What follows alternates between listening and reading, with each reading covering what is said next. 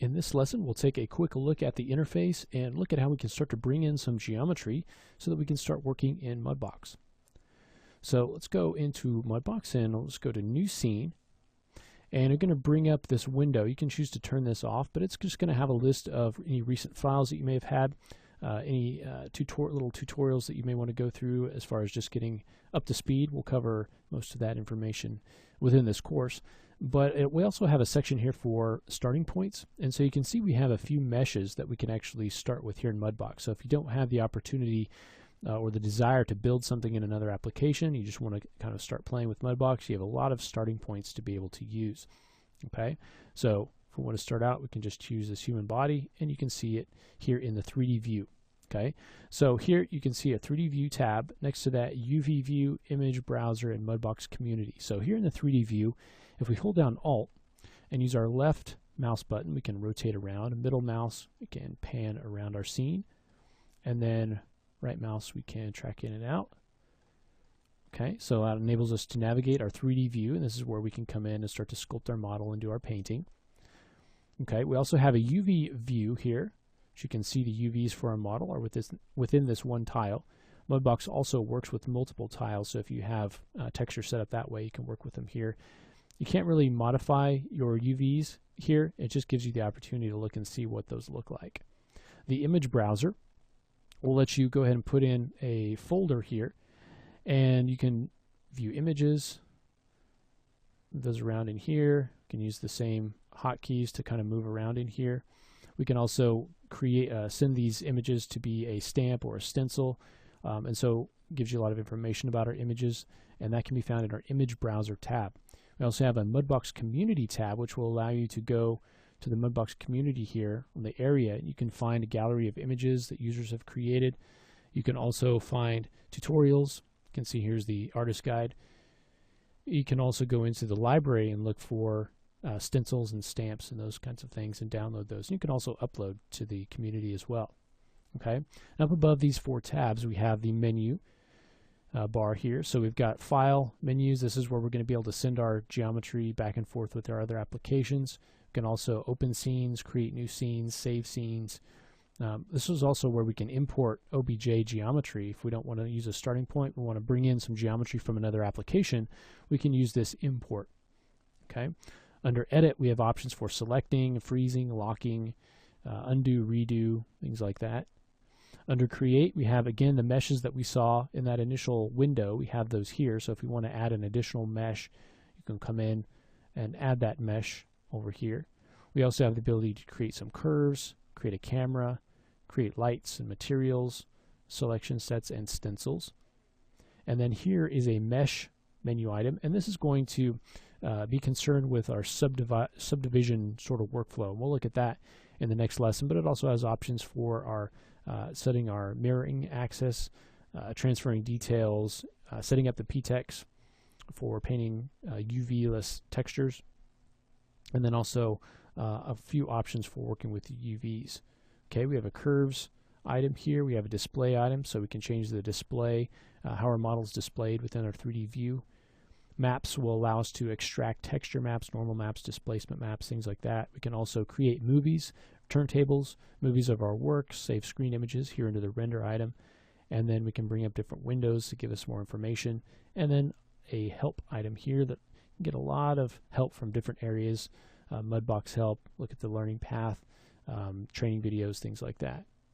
Okay, now as we move over to the right, you can see we have three tabs here. We have layers, object list, viewport filters. Object list is going to have our objects here, so you can see that we have this object, the basic head, which we can select, the human body. We have our materials in here. We have our lights. So we can see all the different pieces that make up our model, the cameras, and so forth. Okay, we can turn the visibility off and on using the little eye over here. Okay, and we can lock those using the little lock column here. Okay, if we open up the objects, we can see the subdivision levels underneath. All right, next to that is viewport filters, which we'll talk about a little bit later. This is going to affect just how we see our models here in our 3D view. And then layers is going to be something we'll use a lot. We have sculpt layers and paint layers. Sculpt layers will allow us to add sculpted detail on specific layers rather than right into the mesh. And paint layers are basically your textures that you're going to be creating. So your diffuse texture, it could be one paint layer, or it could be made up of multiple paint layers, and they all work together, and they can all blend together using different blend modes. Now, as we move down below those three tabs, we're going to have the properties for whatever it is we're working on. So if we have the sculpt tool activated, you can see that we have the properties for that tool located over here. So we can change the size and strength and mirroring, and all that's going to be located here. Now, as we move down to the bottom, you can see these trays. And so on the left-hand side, we have trays for the sculpt tools, which will allow us to model our high-resolution geometry. We have the paint tools, which will allow us to paint our textures and adjust those textures. We have a tab for pose tools, so creating joints and posing our model, okay, which we'll talk about a little bit later. And then selecting and moving, so we can select faces, we can select objects, and then we can translate, rotate, and scale them. Okay, and those are located here on the left-hand side. Over here on the right, you can see we have some more trays over here. We have stamps. So these are going to allow us to use stamps, apply those to our particular, let's say, sculpt tool or paintbrush, and we can randomize the rotation, the scaling, and then it'll apply that as we stamp through here. And we'll look at all of this in a little bit. We have a tray for stencil. A stencil is going to be a little bit different than a stamp. It's going to be something where we see it over our model, and then we sort of paint through it or sculpt through it. We use it to do it that way instead of using it just as the tip of our brush.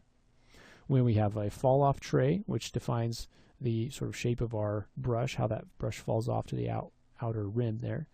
We also have presets. So we have material presets. So right now you can see that we have this sort of basic material on here, but we can change that by selecting material presets to change what our material looks like and what it is that we're working with here. Okay, so if we're going in and sculpting and we'd like to see it in a different way, we can quickly change between these material presets. We also have lighting presets that we can change. You saw the lights in the object list. We can create our own lights, or we can just use a lighting preset to change the lighting. So here is a particular lighting preset with a particular material preset that gives us a specific look on our model as we go in and start to work on it. And then we also have camera bookmarks, which if there's a particular view we like, we can add a bookmark so that we can quickly go back to that view. Okay, and then we've got an area down here, this status area, that gives us a lot of information about our particular model that we're working with, the level that we're at, the highest level that is available on that model, and so forth. Gives us a lot of information. Okay, and so that's a quick look at the interface. To start working with some meshes, feel free to go into Create, Mesh, go ahead and bring in any of those starting points, or if you have a mesh that you have in OBJ format from another application, you can go to File and import that and start to play around with that in your 3D view. Remember, Alt, left mouse button, middle mouse button, and right mouse button to get around in your 3D view, and you can locate the objects in your object list. Okay, so that's just a quick look at the interface. In the next lesson, we'll talk about the subdivision workflow that Mudbox is going to use as we start to create our models here in Mudbox. So we'll go ahead and do that next.